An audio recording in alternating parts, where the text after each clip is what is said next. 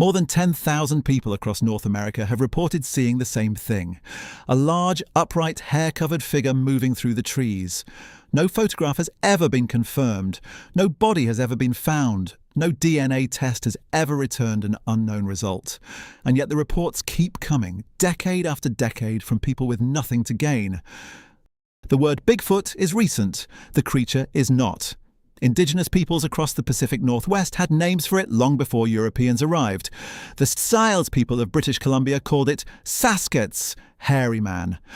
Dozens of nations from Alaska to California share similar accounts, predating European arrival. Researchers who study native oral histories note the consistency of these descriptions across cultures that had no contact with one another. The modern era began on August 27, 1958. A bulldozer operator named Jerry Crew arrived at a logging site in Humboldt County, California, and found enormous bare footprints, 16 inches long, pressed deep into the mud around his equipment. He made plaster casts and took them to the local newspaper. A reporter coined the term Bigfoot. Within weeks, the story had circled the world, and a question had been asked that has never been closed. For 9 years, the phenomenon gathered reports, but no film. Then, on October 20th, 1967, Roger Patterson and Bob Gimlin were riding horses along Bluff Creek in Northern California when their animals shied violently. Ahead, at the creek's edge, a large, dark figure was walking upright. Patterson jumped from his horse, grabbed his 16mm camera, and ran. He got 59 seconds of footage before the figure disappeared into the trees. The film has been studied for over half a century. The creature walks with an unusual rolling gait, long arms swinging loose. At frame 352, it turns and looks directly at the camera. Biomechanics analysts have noted the stride length, wide pelvis, and visible muscle movement beneath the fur. Multiple Hollywood costume designers, when shown the footage, said they could not have produced a convincing suit using 1967 technology. The film has never been definitively proven genuine or faked. In 2004, a man named Bob Hieronymus claimed he wore the costume, but his account contained inconsistencies, and eyewitness Bob Gimlin maintained the encounter was real until his death. Over 50 years of analysis by forensic scientists, film specialists, and zoologists has produced no final answer. The footage remains officially unexplained. The footprint evidence constitutes a separate argument.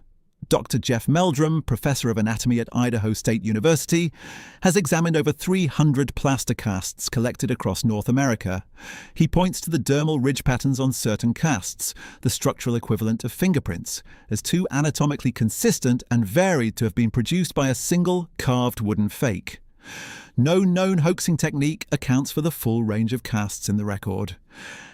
Hair samples and biological material attributed to Bigfoot have been tested repeatedly. Results have consistently matched known animals: bears, deer, horses, and in one reported case, a raccoon. In 2014, Oxford University geneticist Brian Sykes led a systematic study of 30 samples from around the world, each claiming unknown hominid origin. Most matched recognized species, 2 matched an ancient subspecies of Norwegian polar bear. None returned an unclassified result. The habitat question is one skeptics find hardest to dismiss entirely. The Pacific Northwest contains over 200,000 square miles of old-growth forest, dense, steep, frequently unmapped, and minimally surveyed even today. Within the last 30 years, remote camera surveys have documented previously unknown large mammal species in comparable terrain in Southeast Asia. The argument that a small, highly reclusive primate population could remain undetected is not trivially dismissed. Trail cameras have become the most significant challenge for the Bigfoot case. Over 2 decades, hundreds of thousands of motion-triggered cameras have been deployed across North American forests by hunters, wildlife agencies, and researchers. They have documented every large mammal in the region in extraordinary detail. They have produced no clear image of an unknown primate. In an era of near-total forest surveillance, the silence of camera evidence is difficult to explain away. Some researchers point to Gigantopithecus blacki, a confirmed real giant ape that lived in Asia until approximately 300,000 years ago, stood up to 10 feet tall and weighed over a quarter ton. The theory holds that a related species crossed the Bering land bridge and survived in isolated North American forests. Critics note that Gigantopithecus was most likely a knuckle walker, not bipedal, and the timeline gap is enormous. The absence of bones is frequently raised. No confirmed skeleton, fossil fragment, or physical remains of any large unknown North American primate have ever been recovered. Proponents note that the Pacific Northwest forest floor is highly acidic and breaks down organic material rapidly. Even large animal bones typically decompose within a decade. Bears, common and widespread, are rarely found dead in the wild. This argument is scientifically defensible, if not decisive.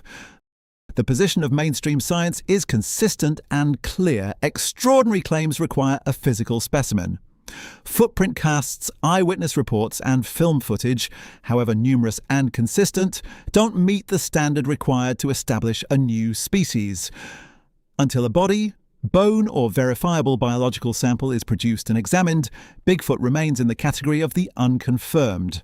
The scientific community's door is, in principle, open, but the threshold is fixed.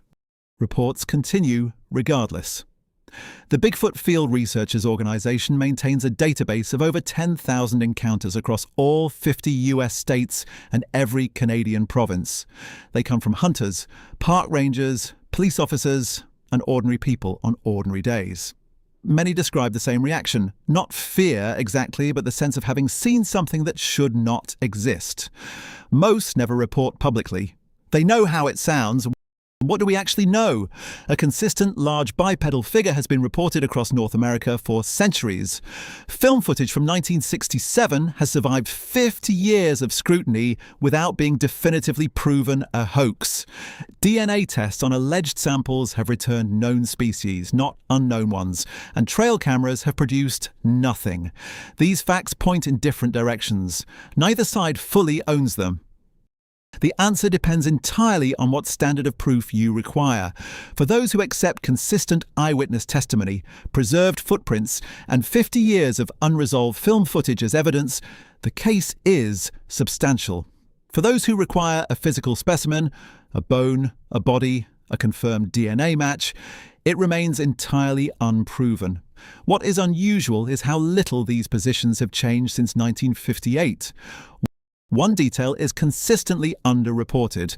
The Pacific Northwest is not the only region with sustained sightings. Florida has the skunk ape. Ohio and Pennsylvania have their own traditions. Reports come from states with no obvious reason for the legend. Flat, heavily populated places where a large primate would be difficult to conceal. Either misidentification and mythology travel widely, or the question is broader and stranger than even believers usually acknowledge. The most compelling testimony often comes from people actively hostile to the idea, law enforcement officers who respond to sighting reports and come away unsettled, wildlife biologists who dismiss the question publicly but describe their own encounters to colleagues quietly years later, former skeptics who spent a night in the North Cascades and came back with no explanation for what they heard moving through the dark. Their credibility is awkward to dismiss. The strongest argument against Bigfoot's existence is evolutionary. A large, widespread primate population leaves evidence. It leaves scat, scratching posts, feeding signs, and eventually bones. Bears are found dead. Mountain lions are found dead. Wolves are found dead. Even secretive animals eventually intersect with human activity in ways that produce confirmed remains. A population large enough to sustain itself across North America should not remain biologically invisible for 60 years. The strongest argument for its existence is simpler. 10,000 people are unlikely to be consistently lying or mistaken about the same thing. Confirmed hoaxes exist. Several cases are on record. But they cannot account for the full scope of the record, including pre-photographic accounts, Indigenous oral histories, and reports from witnesses who actively resist the interpretation they are being forced to accept. Something is being seen. The question is, what? The debate shows no signs of resolution. Advances in environmental DNA analysis, the technique of sequencing genetic material from water, soil, and air samples, may eventually provide an answer no physical specimen could give. eDNA surveys have already detected the presence of large mammals in environments where direct observation was impossible. Several researchers have begun applying the technique to areas with dense Bigfoot sighting records. The results have not yet been published. 60 years of investigation, 10,000 reports, one 59-second film. The case for Bigfoot is large and consistent. The evidence against it is structural and scientific. Both have survived without yielding. Whatever walks in those forests, whether it is real, misidentified, or purely imagined, it has refused so far to be definitively caught or definitively dismissed. The question stays open. The footprints keep appearing, and the forest keeps its silence.